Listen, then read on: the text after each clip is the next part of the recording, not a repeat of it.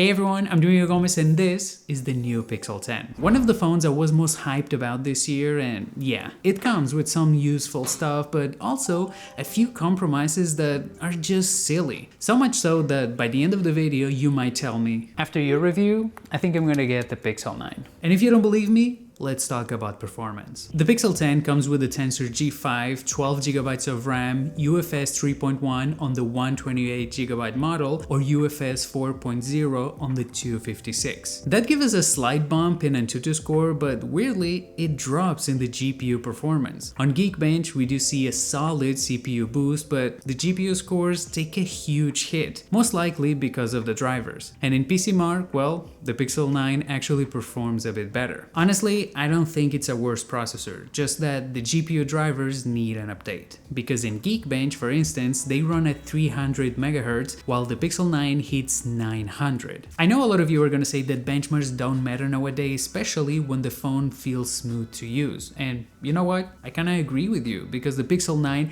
it's very well optimized. Even with a processor that it's comparable to a mid-range chip. The issue I have with this phone is that it doesn't feel like a good generational leap, and neither a good investment for $800 or 900 euros. Besides, it only comes with 128GB of storage. Maybe I also feel this way because I usually test a lot of mid-range phones. While the Pixel 10 struggles hard with Zenless Zone Zero, a pretty heavy game but not crazy demanding, the Poco X7 Pro, which costs like a third of the price, runs it with no issues. Not to mention, if we compare the Pixel 10 with other phones I've reviewed this year, its gaming performance is worse than a Galaxy A56, and in some cases, its hardware doesn't even meet the minimum requirements to launch the game. When it comes to a speed test that I usually do opening apps in 2 rounds, it's still fast but comparable to other mid-range phones. Throw in a OnePlus 13 and it gets wrecked. So yeah, there's an evolution from the Pixel 9 to the Pixel 10, but it's so minimal in terms of performance that most people would not even notice it, and I feel I could say the same about every part of this phone. The screen, for example, is identical to last year's, just slightly brighter now, but I haven't really noticed the difference myself. The top speaker is also a little bit louder, but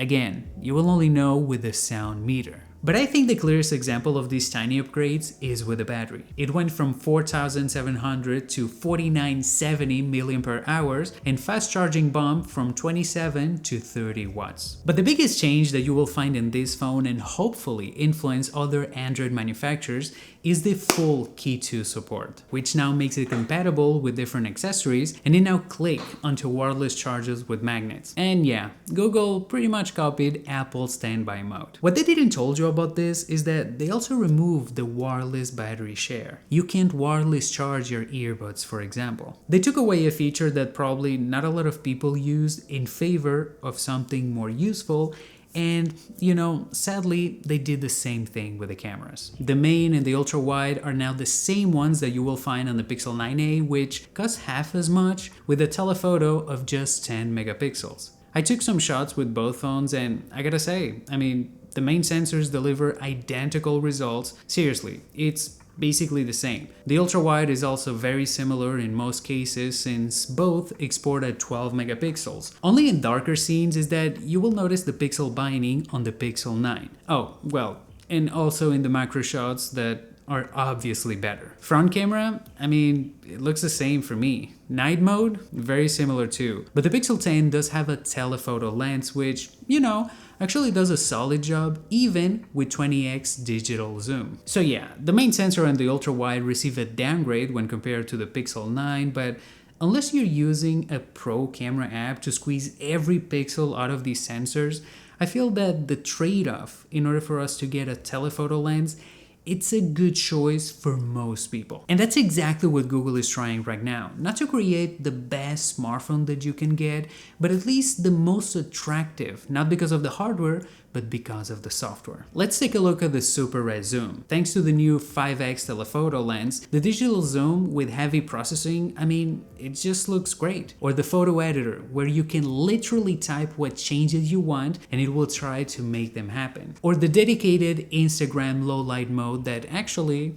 it works really well. The thing is that some of these features shouldn't be exclusive of the Pixel 10, and in some cases, I mean, they just don't work at all. Like the writing tools, for example, which I do believe that it should be available on any phone running Gboard. Or the daily summary, which honestly, I mean, it's kind of useless in my experience. There's also the new Magic Queue for phone calls or messages, which hasn't worked for me yet, although we also have the live translation. I've been here like 3 hours trying to make this work, doing several calls, making the translation, and you know something, like when it works really well. But you can also see how I can change the language. Pero también puedes ver cómo puedo cambiar el lenguaje de la otra persona, ya sabes. The issue is that I don't know if it's because the connection that I'm having, since I had to buy an eSIM from Airlo in order to do the calls from both phones.